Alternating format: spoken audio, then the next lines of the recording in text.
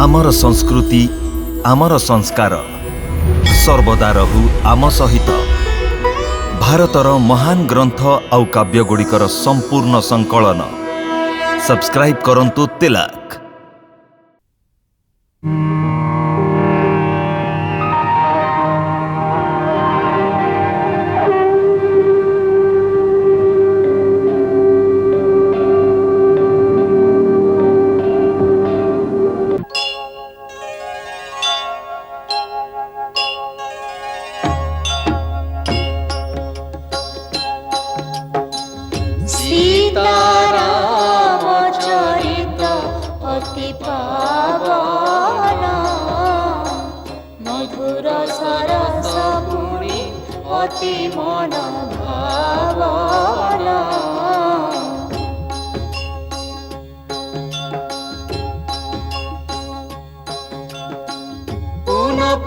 शुणिले भी मन बुझे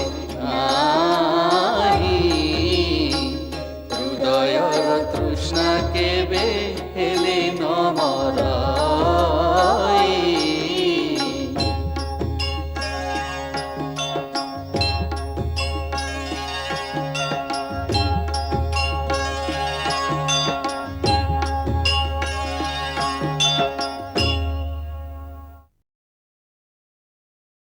माता आज बहुत शुभ शुभ लगुच मोर बा आखिटा कहीं डेउची अजणा आनंदर लहरी मो मनरे खेली जाउची।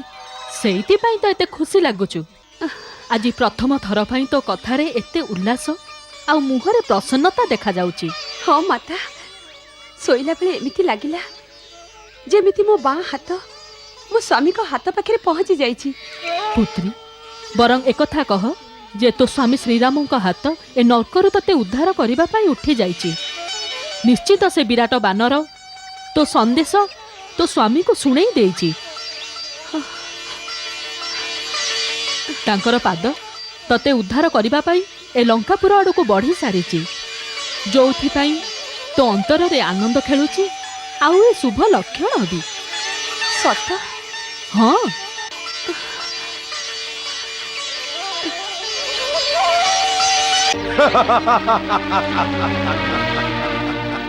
हे स्वामी ये तो बड़ा अशुभ अमंगल होची। भविष्यत भय आ आशंकार मोर अंतर कंपी उठुची। अमंगल मते न पचारि अमंगल लंकारे प्रवेश कला केमिति? याको हसरे उड़ेई देला भली कथा नुहे महाराज। मु आपन को जहा भी निवेदन करूची यह स्वप्न नुहे सत्य अनुभवर आधार उपरे कहूची। मते बहुत डर लागुची स्वामी। स्त्री जाति तो स्वभाव रे डरकुली हेई थांती। मु सेमिति डरकुली नुहे महाराज। मु त्रिलोकी विजयी दशानन लंकेशंक पाटराणी। मोर कहारी को भय नहीं ये नाथ। हाँ भय आ आशंका होची केवल अनीति आ अधर्म को। आपन को तो निश्चय किछि अनुभव होथिबो। मते तो सेमिति किछि अनुभव होनी महारानी। रावण पाखक आसीबा को भय को भी भय लागि थाए। ना महाराज सबु प्राणीर अंतरात्मा ताको अवश्य चेतावनी देई थाए। हाँ एटा भिन्न कथा जी आपणक अहंकार आ जय जयकार रे ताको से शब्द सुना जाई पारुनी। स्वामी आपण टिके निजको तर्जमा करंतु। जेबेठु आपण सीता को लंका नहीं आछंती आपण कोन पूर्व परि शांत अछंती? आपण कोन एटा देखि पारु नाहंती जे सेबेठारु किछि ना किछि अमंगल सूचक अघटन घटी चलीछि बोली? कोन अघटन घटुची? मु पूजा करबा को बसुची हेले ध्यानस्थ हेई पारुनी। यज्ञ कुंडर विशुद्ध अग्निरु दिव्य सुगंध जगारे धुआरे दुर्गंध आसबार लगुची। कालीमा पूर्ण मलिनता चारिआडे छाई रोची। वेदपाठ करने को बसुची हेले वेद मंत्र भूली जाउची। दक्षिण नयनस्पुरी अशुभ संकेत दौची नाथ। तमर ए दुर्बल मनर आशंका पाई कौन करा जाई पारे? उपाय गोटे प्राणेश्वर सीता को आदरर सहित ରଘୁବୀରଙ୍କ ପାଖରେ ପହଞ୍ଚେଇ ଦିଅ। ରାଣୀ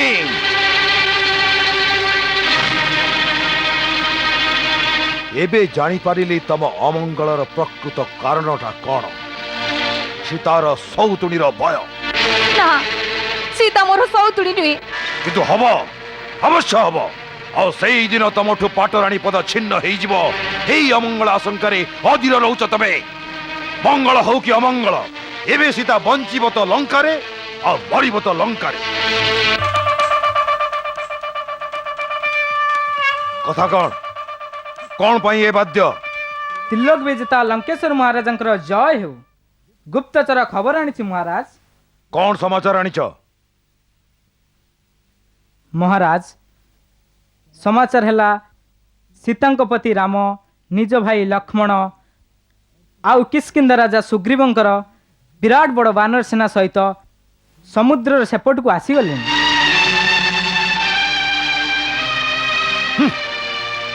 ଆଉ କିଛି? ନାଇଁ ଆଜ୍ଞା ମହାରାଜ। ଖୁବ୍ ଭଲ କଥା, ଯାଅ। ଆପଣ ଶୁଣିଲେ ତ ମହାରାଜ, ସେ ନିଜ ସେନା ଆଣିକି ଲଙ୍କାର ସେପଟେ ପହଞ୍ଚି ଗଲେଣି। ରାଣୀ ମନ୍ଦୋଦରୀ, ସେପଟ ଆଉ ଏପଟ ଭିତରେ ଆକାଶ ପାତାଳର ପ୍ରଭେଦ। ସ୍ୱାମୀ, ତାଙ୍କର ଗୋଟିଏ ଦୂତ ଲଙ୍କାକୁ ଆସିଥିଲା, ପୁରା ଲଙ୍କାରେ ଆତଙ୍କ ସୃଷ୍ଟି କରିଥିଲା। ଟିକିଏ ଭାବନ୍ତୁ ସ୍ୱାମୀ, ବିଚାରରେ, ବୁଦ୍ଧିରେ, ନୀତି ଅନୀତିର ବିବେଚନା କରି ଚିନ୍ତା କରନ୍ତୁ ସ୍ୱାମୀ। ମନ୍ତ୍ରଣା ବିଚାର ଇତ୍ୟାଦି ମନ୍ତ୍ରୀଙ୍କ ସହିତ କରାଯାଏ। ବୁଦ୍ଧିମାନ, ବିଚାରବାନ, ନୀତି ନିପୁଣ ମନ୍ତ୍ରୀ ମାନେ ଆଉ ବଳଶାଳୀ ଯୋଦ୍ଧାଙ୍କର ଅଭାବ ନାହିଁ ଲଙ୍କେଶ୍ୱରର ରାଜ ଦରବାରରେ। ଯାହା କିଛି ମନ୍ତ୍ରଣା ବିଚାର ହବ ରାଜ ଦରବାରରେ ହବ। କେତେ ଯେ ବୁଝାନ୍ତି ମନ୍ଦୋଦରୀ, କରି କେତେ ଅନୁନୟ, ମହାମାନି ସେ ବୁଝେ ନାହିଁ, ଆସୁଛି ବୋଲି ପ୍ରଳୟ। ମହାମାନି ସେ ବୁଝେ ନାହିଁ, ଆସୁଛି ବୋଲି ପ୍ରଳୟ। ପ୍ରତିକ୍ଷଣେ ସୀତା ଭାବୁଥାନ୍ତି, ଆସିବେ ଶ୍ରୀରାମ କେବେ। ପାପାତ୍ମା ଏଇ ନରାଧାମକୁ, ପାପ ଫଳ ତାର ଦେବେ। ଓ ଆସିବେ ଶ୍ରୀରାମ କେବେ। ପୁତ୍ରୀ ପୁତ୍ରୀ, ସାରା ନଗରୀରେ ଚର୍ଚ୍ଚା ହଉଛି। କଣ ଚର୍ଚ୍ଚା ହଉଛି ମାତା? ଯେ ରାମକ ସେନା ସମୁଦ୍ର ସେପଟରେ ଆସି ପହଞ୍ଚି ଗଲେଣି। ଗୁପ୍ତଚର ଏ ସମାଚାର ଆଣିଛି। ସତ ସତ ମାତା, ମୋ ସ୍ୱାମୀ, ମୋ ଦିଅର ଆସୁଛନ୍ତି, ସତରେ ଆସୁଛନ୍ତି। ହଁ, ମୋ ସ୍ୱପ୍ନ ସତ ହବାର ସମୟ ଆସିଗଲା। ହେ ଅମ୍ବେ, ହେ ଗୌରୀ ମାତା, ତମେ ମୋ ସ୍ୱପ୍ନ ସତ କରିଦେଲ। ତମେ ମୋ ସ୍ୱପ୍ନ ସତ କରିଦେଲ। ୟାକୁ ସ୍ୱପ୍ନ କହନି ସୀତା, ଇଏ ତ ସମ୍ପୂର୍ଣ୍ଣ ରୂପରେ ସତ। ଶୁଣିକି ଲଙ୍କେଶ୍ୱର ବି ଚିନ୍ତାରେ ପଡ଼ିଯିବେଣି।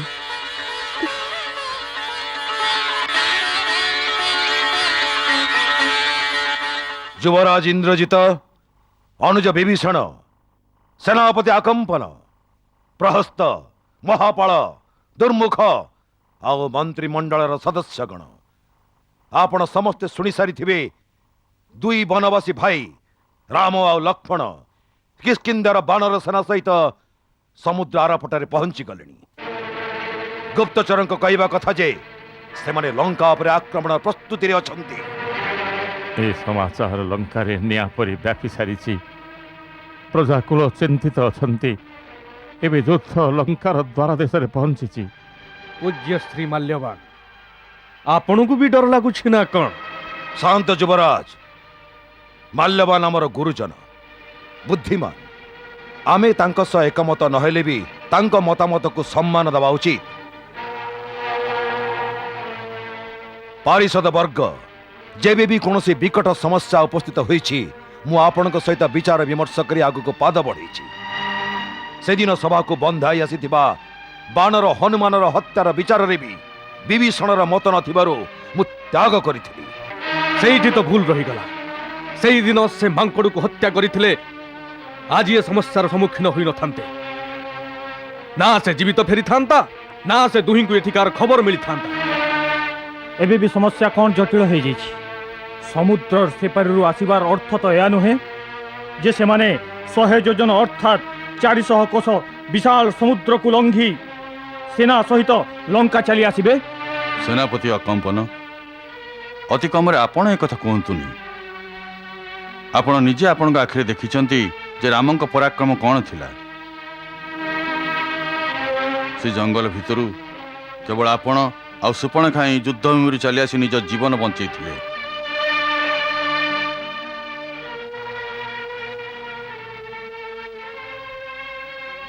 महाराज आमे एक कथा भूलिबा उचित नुह जे शत्रु जन दूत हनुमान समुद्र लंघी लंका पर्यंत पहुंची थिला। अर्थात आम लंका नगरी एवं दुर्गम नुहे। पुणी से गोटाए बानर सारा लंकार निआं लगेदेला। आउ आमर बड़ बड़ योद्धा वीर महाबली नगर रक्षक हतचकित रहीगले।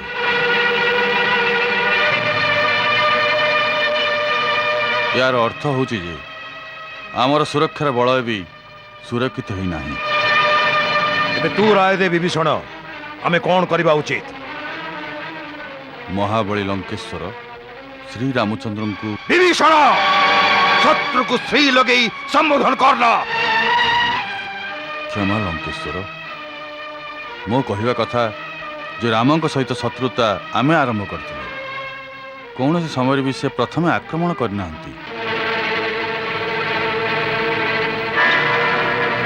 सबुठ प्रथमे भौणी सुपर्णखा सेठिकी जाई अभद्रामी कला।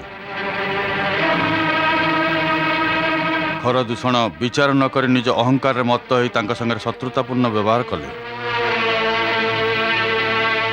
तापरे सबुठ बड़ अनीतिपूर्ण कार्य कले आपण।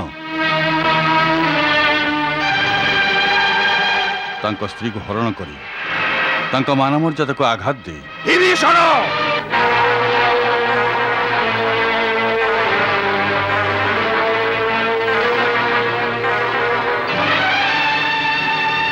आज्ञा हाँ महाराज आमे ही भूल करिछे।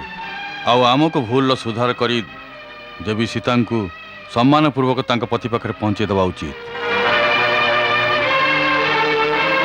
पिताश्री आमर गौरवशाली त्रिलोक विजयी राक्षस कूल ये सानक का विभीषण सदा सर्वदा अलगा आ भिन्न मतावलंबी है। मु राक्षस वंशज नुहे। मो परम पुण्यात्मा महर्षि पुल्यस्तंकर वंशधर। तेबे आपण भी गोटाए तीर पलायन करिथिबा मारीच मामू को भली गेरुआ वस्त्र धारण करी कौन ऋषि आश्रम रे जाई रहुन कहीं एठी लंकारे को लालसारे रहुच। बाबू मेघनाथ एमिति दंभपूर्ण निरर्थक कथा कहिबा निजर बड़ मान को अपमानित करिबा तुमको शोभा पाउनी। तमे एबे अनभिज्ञ बालक। बालक देवतांक गर्भ को चुरमार करिथिबा बड़ बड़ योद्धा वीर दैत्य नागकुल को शोक जल रे भसैथिबा ऐरावत हाथीर दांत को ओपाड़ी देवराज इंद्र को आकाश उठे पृथ्वी रे पकईथिबा योद्धा इंद्रजित जड़े अभिज्ञता विहीन बालक।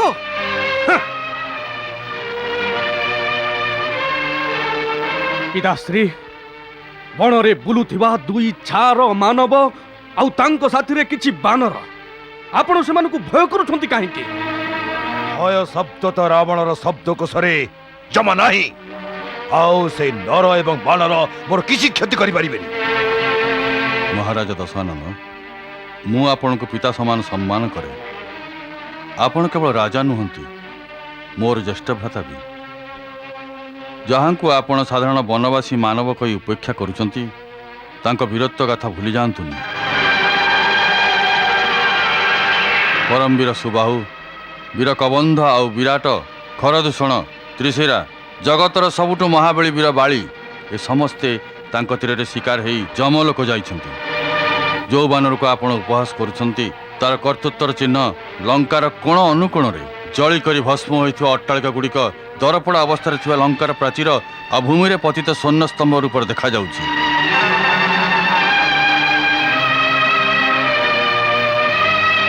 हे भ्राता मु समग्र विश्रवंशर हित ପାଇଁ ହିଁ ଏ କଥା କହୁଛି।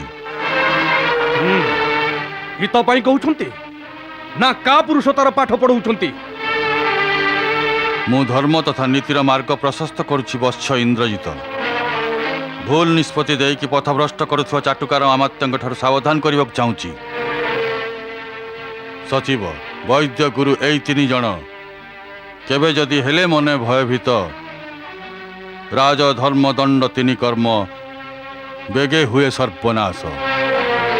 जो राजार मंत्री गुरु आ वैद्य एमिति जी राजार क्रोध को डरी तथा निज लाभ आशारे प्रकृत सतकथा राजा कहती आउ खुशी करने केवल मीठा मीठा कथा कहती से राजार राज्य ता शरीर ता धर्म ए 3टार शीघ्र विलय होता है।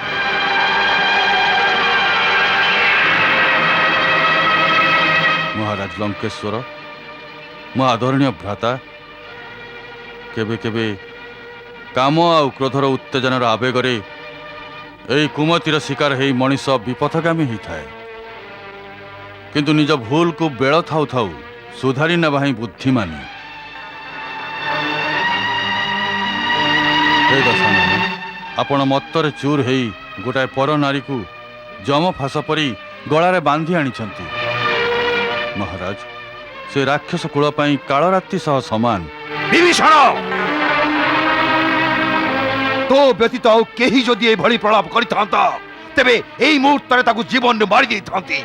क्षमा क्षमा करंतु लंकेश्वर विचार विमर्श रे एभली क्रोधित हवा शोभा पाएनी।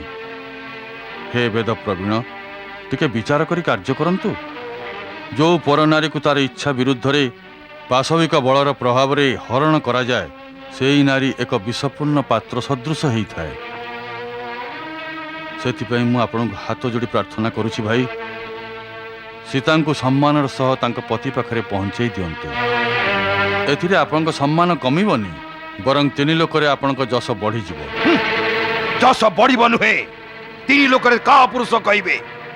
जोठी वीर पुरुषक सभा हबो सेठी मते समते ठट्टा करिवे। वीर पुरुष थरे जा निष्पत्ति नहीं जाए से ओहरी आसबारे वीरत्व दाग लगी जाए। किंतु नीति नीति नीति शक्तिहीन पुरुषंकर तैयारी एमिति गोटाए जाल जेउथिरे वीर पुरुष केबे भी पड़ेनी। नीति शक्तिर दासी होता है। जहाँ शक्तिशाली करिथाए ताहा नीति ता धर्म हो जाए। ना भ्रता ना या अधर्म आ अधर्म केबे धर्मर स्थान नहीं पारिबनी। ए क्रूर शारीरिक बाहुबल धर्म को निश्चिन्न करि पारिबनी। धर्म निकटरे आध्यात्मिक बल अछि ता साथीरे दैवी विधानर शक्ति थाए। केवल आपणकर अधर्म कार्य सारा कूलर विनाश हो जीव। मु मोर कूलर कल्याण पई आपणक चरण रे पड़ी प्रार्थना करूची। गोड़ धरी प्रार्थना नुहे दशाननर गर्भरे उत्थित शिर शत्रु मानक निकटरे पतित करिया पई षडयंत्र करूछु। मु जानी सारिची से बाणर प्रथमे तो घर को आसिला।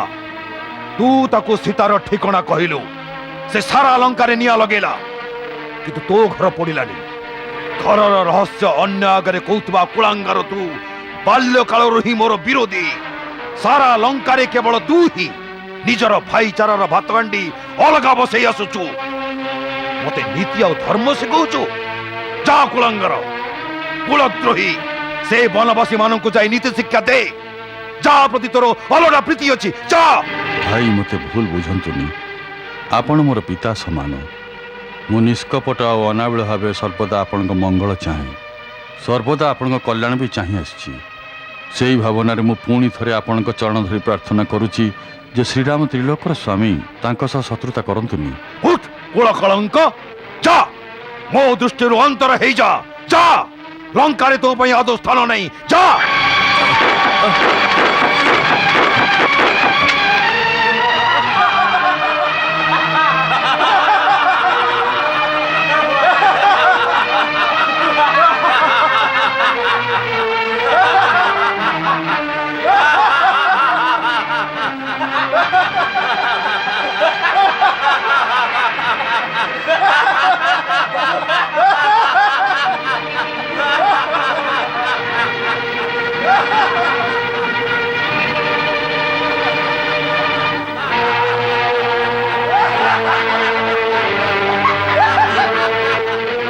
हे सभासद वर्ग मते तुमको देखी दुख लगुच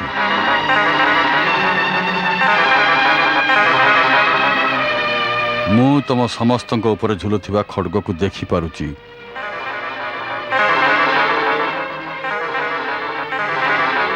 शास्त्र लेखा अच्छी जे विनाश काले विपरीत बुद्धि निजर विनाश आड़ को गति करुवा प्राणी को जदि भगवान भी उपदेश देवा को आसंती तेबे अहंकार रे बुड़ी रही से अंध प्राणी को भगवान भी पागल देखा जाती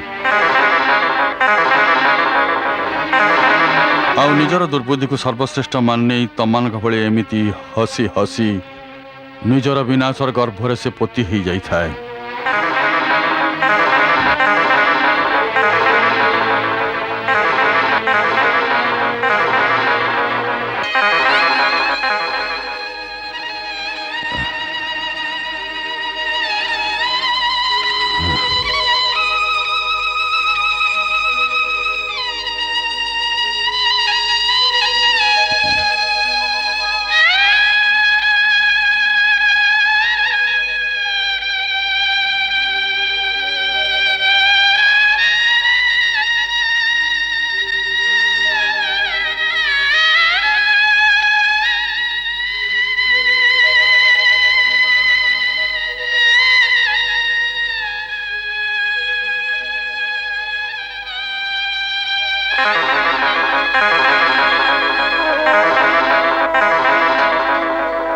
मंगल भवन मंगल हारी दशरथ नंदन गोलक बिहारी